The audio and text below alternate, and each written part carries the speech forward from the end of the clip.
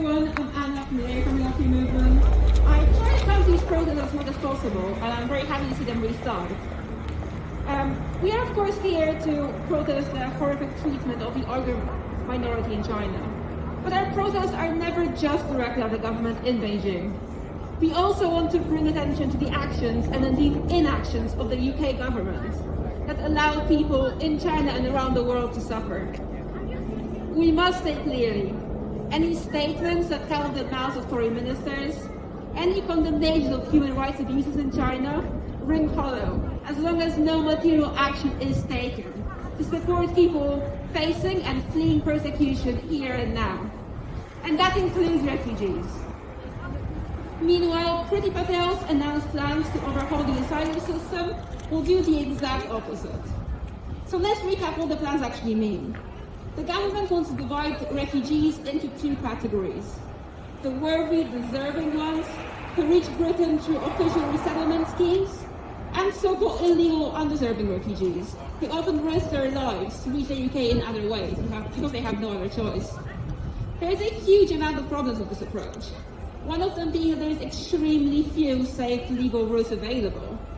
While a small number of refugees from places like Syria might well reach an UN camp if they're lucky and be resettled to the UK, an overwhelming majority of refugees, including people facing persecution because of their sexuality, their political views, or their religion, have no access to such routes. So under Priti Patel's plans, such people's rights in the UK will be extremely limited, even if they are granted refugee status, which we know is very hard and becoming even more difficult. They will have no right to be reunited with their families, or to access social security.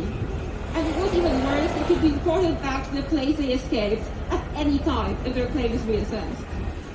That means some of the most vulnerable in the world, including Uyghurs, who've already gone through hell, will be left with no chance to ever feel safe in the UK, to rebuild their lives and plan their future.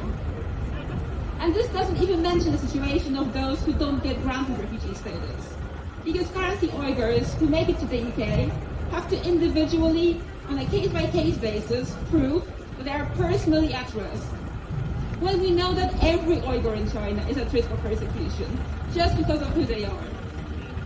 So 3 years ago, Germany suspended deportations of Uyghurs after a 22-year-old man was sent back and disappeared without trace immediately. More recently, Sweden was the first country to announce that it would grant Uyghurs automatic refugee status. So we must demand, like many MPs from all major parties have already demanded, that the UK follow suit, and that all Uyghurs are automatically granted refugee status. But that's not enough. We need to go further. We need to demand full rights for all refugees and asylum seekers.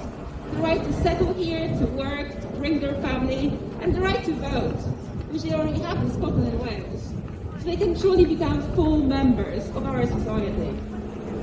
And it's nonsense. It's nonsense when Priti Patel says that her plans have anything to do with saving people from traffickers, when nothing fuels trafficking, exploitation, modern slavery, like depriving people of safe routes, of the right to family reunion, of the right to work legally or claim benefits. These migrants are at the highest risk of exploitation and abuse because they have no other options and no power to defend themselves. So we are not calling for more empty words from the government, more meaningless declarations, more statements of concern about human rights in China, when the government continues to oversee human rights abuses here at home, in migrant detention centers across Britain, and to deport people to places where they can face imprisonment, torture, and death. We are calling for real solidarity with persecuted people worldwide. And that must mean safe routes and equal rights for all refugees. And solidarity starts with Priti Patel immediately dropping her horrific, inhumane plans that, if not overturned, will cost lives. So we will fight these plans every step of the way. And I hope that all of you here will be part of this struggle, because our struggles are connected.